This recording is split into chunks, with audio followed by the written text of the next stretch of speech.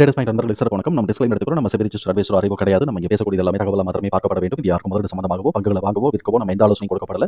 எல்லா தொழிலும் ரிஸ்க் இருக்கும். ரிஸ்க் புரிஞ்சு எச்சரிக்கையோட தொழில் செய்யும்போது எல்லாமே நல்லா இருக்கும். நம்ம அதுக்கு அனைத்து நல்ல உள்ளங்களுக்கும் நன்றி. வளப்பட வாழ்க.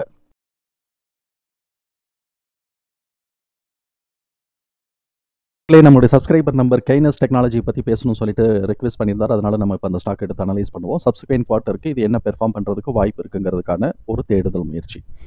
இவங்கள்ட்ட ஒரு அனௌன்ஸ்மெண்ட் இருக்குது. இந்தியா கவர்மெண்ட் வந்து கைனஸ் டெக்னாலஜிக்கு வந்து சிப் யூனிட் அவங்க வந்து செட்டப் பண்ணுறதுக்கு அப்ரூவல் கொடுத்துருக்குறாங்க. இதோடைய வந்து கேபெக்ஸ் வந்து 3307 கோடி ரூபாய்க்கு இவங்க வந்து எக்ஸ்பெக்ட் பண்ணுறாங்க. ஸோ இப்போ இது வந்து இருக்குது. இப்போ இந்த கம்பெனி என்ன தான் கம்பெனி பண்ணுறாங்க அப்படின்னு பார்ப்போம். எனக்கு இது புதுசுங்கிறதுனால இப்போ இவங்க வந்து இந்த இன்ஜினியரிங் சொல்யூஷன் கொடுக்குறாங்க. ப்ராடக்ட் மேனுஃபேக்சரிங் இருக்குது, டிசைன் இருக்குது.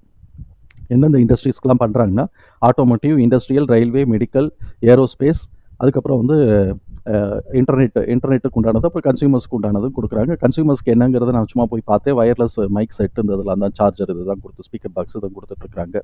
ஸோ இப்போ இது எல்லாத்துக்கும் இருக்குது. இப்போ இவங்களுக்கு வந்து சிப் செட் வேறு இவங்க போடுறதுக்கு இப்போ அனௌன்ஸ்மெண்ட் வந்துருச்சு. அது வந்து இதில் வந்துடும், இது இன்ஃபர்மேஷன் இன்டர்நெட் அண்ட் ஐடி ப்ராடக்ட்ஸ்குள்ளே ஓடியாந்துடும். இவங்களுக்கு என்னென்னலாம் கம்பெனி இருக்குதுன்னு பார்த்தோம். என்னென்னலாம்னா இந்த கைனஸ் டெக்னாலஜி இந்தியா லிமிட்டடுங்கிறது ஹோல்டிங் கம்பெனி. பொதுவாக கார்பரேட் கம்பெனிங்கும் போது நமக்கு வந்து ஒரு நல்ல அட்வான்டேஜ் இருக்கும். நம்ம இதெல்லாம் தனியாக ஒரு லிஸ்ட்டை எடுத்துகிட்டு அடுத்து இந்த இறக்கத்தில் பண்ண முடியாது. இந்த இப்போ நல்லா ஏறிட்டாங்க, எல்லா கார்பரேட்டும் மேலே ஏறிட்டாங்க. கேப் ஏதாவது இருந்துச்சுன்னா அதை மாத்திரம் பார்க்கலாம். இப்போ இந்த இதெல்லாம் எடுத்து நம்ம தனியாக வச்சுக்குவோம். நம்ம அடுத்து ஒரு தனியாக ஒரு அனாலிசிஸ் பண்ணுவோம். என்னென்னலாம் ஹோல்டிங் கம்பெனி இருக்கிறாங்களோ அதெல்லாம் அடுத்து ஒரு இறக்கத்தில் நம்ம அதை வாங்கி போகும்போது அது நமக்கு நல்லாயிருக்கும். இது போக இவங்க வந்து international design and manufacturing private limited அப்படின்னு இவங்க சப்சிடரி கம்பெனி இந்தியாவில் தான் இருக்குது. அதுக்கப்புறம் வந்து கெம்சிஸ் டெக்னாலஜி, அதுவும் வந்து இந்தியாவில் இருக்குது. எம்பேடட் சிஸ்டத்துக்கு ஒரு கம்பெனி இருக்குது. எலக்ட்ரானிக் மேனுஃபேக்சரிங், அப்புறம் டெக்னாலஜி இன் யூரோப்பில் வந்து சுவிட்சர்லாந்தில் ஒரு கம்பெனி வச்சுருக்காங்க. அது வந்து 100% ஷேர்னு தான் கேள்விப்பட்டேன். வேற ஒரு இதில் பார்க்கும்போது 100% அக்விசேஷன் பண்ணிட்டாங்கன்னு நினைக்கிறேன். இதில் 16 இருக்குது. மெக்கட்ரானிக்ஸ்லேயும் அதே மாதிரி 100% இவங்களுக்கு வந்து கம்பெனிஸ் இருக்குது. செமிகான், அதுவும் வந்து ஒரு சப்சிடரி கம்பெனி இருக்குது. சர்க்யூட்ஸ் மேனுஃபேக்சரிங் இருக்குது. டிஜிகாம் எலக்ட்ரானிக்ஸ்லேயும் இருக்குது. யூஎஸ்ஏல 100% இவங்களுடைய ஹோல்டிங்கில் இருக்குது. ஸோ இப்போ இந்த மாதிரி வந்து வெர்சைலாக வந்து நல்லா பண்ணுறாங்க. டெக்னாலஜி ஓரியன்டாக, எலக்ட்ரானிக்ஸ் ஓரியன்டாக வெர்சைலாக நல்லா பண்ணுறாங்க. ஃப்யூச்சர்லேயும் இதுக்கு நல்ல ஸ்கோப் இருக்குங்கிறது தான் நம்மளுடைய இந்த இடத்துல இருக்கக்கூடிய ஒரு பார்வை. இப்போ இவங்களுடைய அனாலிசிஸ் நம்ம பார்ப்போம். அனாலிசிஸ் பார்க்கும்போது இவங்களை ட்ரெண்ட் லைனை பொறுத்த வரைக்கும் எக்ஸ்பென்சிவ் ஸ்டார்னு சொல்கிறாங்க. ட்ரெண்ட் லைனை பொறுத்த வரைக்கும் எக்ஸ்பென்சிவ் ஸ்டார் கிளாஸிஃபிகேஷன்ஸ்குள்ளே வராங்க. ஹை ஃபினான்ஷியல் ஸ்ட்ரென்த் இருக்குது, எக்ஸ்பென்சிவ் வேல்யூஷனுக்கு. டெக்னாலஜி வந்து இது வந்து டெக்னிக்கலாக வந்து மூமெண்டம் வந்து மாடரேட்லி புல்லிஷில் தான் இருக்குது. இப்போ அனாலிசிஸ் ப்ரைஸ் டார்கெட்டை 4463ன்னு சொல்லிட்டு டார்கெட்டை டவுன் சைட் பண்ணியிருக்காங்க. நம்ம இந்த வீடியோ ரெக்கார்ட் பண்ணக்கூடிய இந்த தருணத்தில் 4679ங்கிற லெவலில் ட்ரேட் ஆகிட்டு இருக்கு. Average level of solvency position maintain பண்ணுறாங்க. ஹை ரேட் ஆஃப் ரிட்டர்ன் எடுக்கிறாங்க. டெப்ட் வித் இந்த தியரிட்டிக்கல் லிமிட்டில் தான் இருக்குது. ஸோ இப்போ இது பாசிட்டிவாக இருக்குது. அதே சமயத்தில் பி அண்ட் பிபி பார்த்தோம்னாக்க நம்மளை பொறுத்த வரைக்கும் ஓவர் வேல்யூஷனில் போயிட்டாங்க. 145 பிஇ, பிபி வந்து 12.2 டைம்ஸ் வந்து மேலே ஏறி இருக்கிறாங்க. இந்த பார்ட்டு வந்து நம்மளை பொறுத்த வரைக்கும் ஒரு ஓவர் வேல்யூஷன். அப்போக்கப்போ ட்ரேடிங்க்கு கிடச்சதுன்னா ஓகே, பட் வந்து ஹோல்டிங்க்கு நம்ம வச்சுக்கிறதுங்கிறது இது கொஞ்சம் ரிஸ்க் தான். கன்சல்டன்ஸ் ரெக்கமெண்டேஷன்ஸில் 19 அனாலிசிஸ்ட்டு அது ரெக்கமெண்ட் பண்ணியிருக்காங்க. 11 பேர் பை சொல்லியிருக்காங்க, 5 பேர் ஹோல்டு சொல்லியிருக்காங்க, 3 பேர் செல் சொல்லியிருக்காங்க. இப்போ இவங்களுடைய ஃபினான்ஷியல் பெர்ஃபார்மன்ஸை பொறுத்த வரைக்கும் இயர் ஆன் இயர், அதாவது ஜூன் 2024 ஜூன் 2023 கம்பேர் பண்ணும்போது 106% நெட் ப்ராஃபிட் இன்க்ரீஸ் ஆகிருக்கு. 74.3% வந்து ரெவென்யூ இன்க்ரீஸ் ஆகிருக்கு. Q to Qன்னு பார்க்கும்போது ஜூன் மாதத்துக்கு இப்போ வந்து கிட்டத்தட்ட ஒரு 130 கோடி ரூபா ரெவென்யூ கம்மியாக இருக்குது. நெட் ப்ராஃபிட் ஒரு 30 கோடி ரூபா கம்மியாக இருக்குது. அதனால EPS உடைய லெவல் 7.9 இருக்குது. இதில் என்னடா பேட்டர்ன் இருக்கா அப்படின்னு நான் செக் பண்ணி பார்த்தேன். பேட்டர்ன் வந்து என்ன பண்ணுதுனாக்க மார்ச் மாதம் எடுக்கிறது இல்லை, கிட்டத்தட்ட ஒரு 50% நெருக்கி ஜூன் மாதம் எடுக்கிறான். அதுக்கப்புறம் கொஞ்சம் கொஞ்சமாக திருப்பி மேலே ஏறிக்கிட்டே இருக்கிறான். இது 2023 நடந்திருக்கு. 2022 அப்படி தான் நடந்திருக்கு. இப்போ 2002 ஃபிகர் எடுத்து பார்ப்போமே. மார்ச் மாதம் அவனுடைய EPS வந்து பார்த்தோம்னாக்க 4.8. இதே தான் ரெவென்யூக்கு நெட் ப்ராஃபிட்டுக்கு எல்லாத்துக்கும் வருது, பொருந்தது. நம்ம EPS மாத்திரம் ஃபோக்கஸ் பண்ணுவோம். 4.8 வந்து மார்ச் மாதம் 2022. அப்படியே பாருங்கள், கிட்டத்தட்ட ஒரு பாதி %, 50% கிட்டக்க வந்து ஜூன் மாதம் 2022 2.2. திருப்பி இவன் என்ன பண்ணிட்டான், மார்ச் மாதத்தை காட்டிலும் கம்மி தான், ஆனால் ஜூன் மாதத்தை காட்டிலும் கூட போயிருக்கிறான். செப்டம்பர் 2022 அப்படியே டிசம்பர் மேலே ஏறி மார்ச் மாதத்துக்கு ஃபுல் ஃப்ளெஜ்டாக ஏறி நிற்கிறான். நின்றுட்டு 2023 ஜூனில் பாருங்கள் 4.2, அதாவது மார்ச் 2023 மார்ச்சில் 8.4 எடுத்தவன் ஜூன் மாதத்துக்கு 4.2ங்கிற லெவலில் குறைஞ்சிருக்கான். கிட்டத்தட்ட 50% குறைஞ்சிட்டானா. அப்படியே ஸ்லோவாக மேலே செப்டம்பர் டு டிசம்பர் மார்ச் வரைக்கும் ஸ்லோவாக ஏறிட்டு இப்போ ஜூன் மாதத்துக்கு டபக்குன்னு இறங்கிட்டான். இந்த தடவை என்னென்னா 50% இறங்கல, கிட்டத்தட்ட ஒரு 60%ன்னு வச்சுக்கோமே, ஒரு 60% கிட்டக்க அவன் இறங்கி வச்சிருக்கிறான்.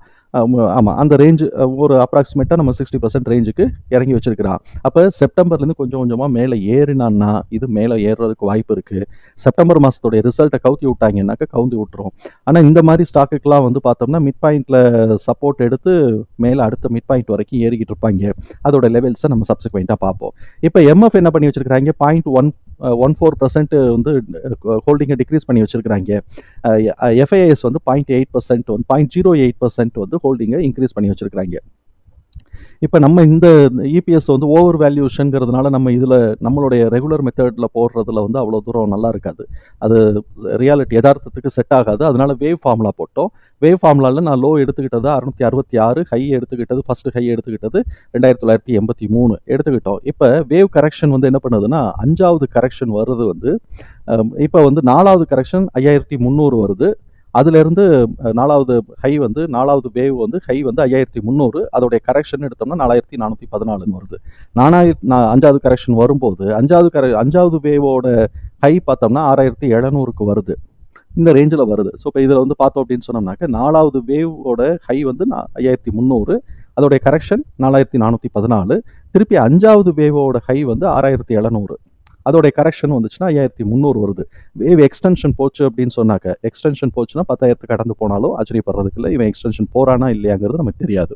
அது அப்போதைக்கு பார்ப்போம். எனிவே இது வந்து நம்மளை பொறுத்த வரைக்கும் புக் வேல்யூ அண்ட் பிஇயை பொறுத்த வரைக்கும் ஓவர் வேல்யூ. எக்ஸ்டென்ஷன் வந்து பேக் பண்ணுறவங்க இந்த கொஞ்சம் ரிஸ்க் எடுத்து ரிஸ்க்கெல்லாம் எங்களுக்கு ரஸ்க் சாப்பிட்ற மாதிரின்னு சொல்லிட்டு ரிஸ்க் எடுத்து செய்கிறவங்க செய்வாங்க. ஸ்கோப் இருக்குது அப்படின்னு நம்பி இறங்கினாங்கன்னா இறங்கலாம். இப்போ இந்த மாதிரி இருக்குது. அதனால நம்மளுடைய ரெகுலர் மெத்தட் வந்து இதுக்கு யூஸ் ஆகாது. இப்போ இவன்கிட்ட என்ன நமக்கு ஒரு பெரிய ட்ராபேக்னாக்கா இவன் டிவிடெண்டே கொடுக்கறது இல்லை. இங்கே பார்த்தோம்னாக்க டிவிடெண்ட் வந்து இவன் கொடுக்கல. நம்ம டிவிடெண்ட் பே அவுட் ரேஷியோலாம் பார்த்தோம்னா ரொம்ப வருஷமாக என்ன தான் ப்ராஃபிட் எடுத்தாலும் 0.0 தான் இருக்குது. டிவிடெண்ட் பே அவுட் ரேஷியோ 0.0 தான் இருக்குது. ரிசர்வ் வந்து பார்த்தோம்னா இவன் வந்து அடிச்சு 2400 கோடிக்கு வந்து ரிசர்வ் வந்து எடுத்து வச்சிருக்கிறாங்க. பாரோயிங்ஸுங்கிறது ரொம்ப ரொம்ப கம்மியாக தான் இருக்குது, 295 இருக்குது. ஃப்ரெஷ் பாரோயிங்ஸ் இப்போ போனானா இல்லையான்னு நமக்கு தெரியல. வந்து 295 + 11னா கிட்டத்தட்ட ஒரு 300 கிட்டக்க தான் இருக்குன்னு வச்சுக்கோமே. 323 தான். அதுக்கு ஈக்குவலாக வந்துட்டு ரிசர்வே இருக்குது. அதனால கடன்லாம் வந்து இவனுக்கு ஒரு மேட்டரே கிடையாது. இன்வெஸ்ட்மெண்ட்டுக்குள்ளே நிறைய போய்கிட்டு இருக்கிறதுனால இவனோட இன்வெஸ்டிங் ஆக்டிவிட்டீஸில் வந்து 1500 கோடி ரூபா கேஷ் ஃப்ளோவில் வந்து செலவாயிருக்கு. அதுக்கப்புறம் வந்து ஃபினான்சிங் ஆக்டிவிட்டியில் 1400 கோடி ரூபா செலவாயிருக்கு. அப்போ லோனை எதுவும் ரீபே பண்ணுறதுக்கான வாய்ப்புகள் இருக்குங்கிறது நமக்கு புரிய வருது. கம்பெனி ஹோல்டிங் கம்பெனி நல்லா ஸ்ட்ராங்காக இருக்குது. அவனுக்கு கீழே நிறைய சப்சிடரிஸ் இருக்குது. நம்ம யோசிக்கக்கூடியது இன்வெஸ்ட்மெண்ட்டுங்கிறதுக்கு இப்போதைக்கு வாய்ப்பில்லை. ஏன்னா ஹையில் நிற்கும் போது நம்ம வாங்கி போட முடியாது.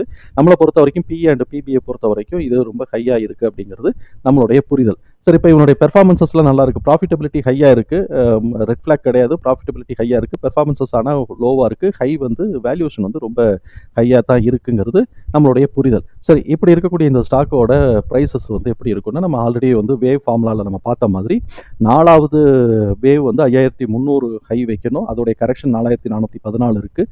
வேவோட 5க்கு போச்சுன்னா 6700 ரூபா. இப்போ நம்ம வந்து மார்க் பண்ணுறோம். அது மாத்திரமே வச்சு மார்க் பண்ணுறதுல நம்ம வேறு அடுத்தடுத்த இன்புட்ஸ் வச்சு தான் மார்க் பண்ணுறோம். இப்போ இவன் 4743 உடச்சி இந்த 4630ங்கிற ரேஞ்சுக்குள்ளே சப்போர்ட் எடுத்து மேலே போனான்னாக்க ஓகே. அப்படி இல்லை அப்படின்னு சொன்னாக்க மிட் பாயிண்ட் வந்து பார்த்தோம்னாக்க இந்த அடுத்த ரேஞ்ச் சப்போர்ட் லெவல் வந்து 3992லேருந்து 4100. இதுக்கு இடையில இருக்கக்கூடிய மிட் பாயிண்ட் 4300 to 4400. அதாவது 4743ங்கிற ரேஞ்சை உடச்சி 4630 சப்போர்ட் எடுத்தால் பரவாயில்ல பஃபர். அவன் அந்த 4630 உடைச்சிட்டான்னா அடுத்த சப்போர்ட் ரேஞ்சுங்கிறது 3992லேருந்து 4100. இதில் மிட் பாயிண்ட்டுங்கிறது 4300 to 4400. ஸோ இப்போ வேவ்ல நமக்கு வந்து 4414 வந்துச்சு. இவன் வந்து அனாலிசிஸ்ட் வந்து 4463 கொடுத்துருக்குறா. அது வந்து நமக்கு ஒரு 50-100 ரூபா வித்தியாசம் இருக்குன்னு வச்சுக்கோம். சரி, இது வந்து support level 1. Support level 2 suppose 3992 உடைச்சிட்டான்னு வச்சுக்கோமே, சப்போர்ட் 2ங்கிறது 3428ங்கிற ரேஞ்சில் இருக்கு. சப்போர்ட் 2. சப்போர்ட் 3ன்னு பார்த்தோம்னா 2791ல இருக்கு. ஸோ இப்போ இதெல்லாம் வந்து இதில் வந்து இவன் வந்து எங்கே நான் திருப்பி இன்னும் கொஞ்சம் அப் ட்ரெண்டுக்கு போகிறான்னாக்கா இங்கே ஃபர்ஸ்ட் சப்போர்ட்லேயே எங்கேயாவது சப்போர்ட் எடுக்கிறதுக்கு வாய்ப்பு இருக்குங்கிறது நம்மளுடைய புரிதல். சரி, இப்போ இவன் வந்து 4630 கடந்து 4743 பிரேக் பண்ணிட்டான்னா ப்ரீவியஸ் ஹை ரேஞ்சான 5162லேருந்து 5421 அப்படிங்கிற லெவல் வந்து ஒரு ரெசிஸ்டன்ஸ் பாயிண்ட். அதுக்கு அடுத்து செகண்ட் ரெசிஸ்டன்ஸ் பாயிண்ட்டுங்கிறது 5817லேருந்து 6052 வரைக்குமானது second resistance point. Third resistance பாயிண்ட்டுங்கிறது 6200லேருந்து 6700 வரைக்கும் வருது. இதில் மிட் பாயிண்ட் நம்ம போட்டுக்கணும்.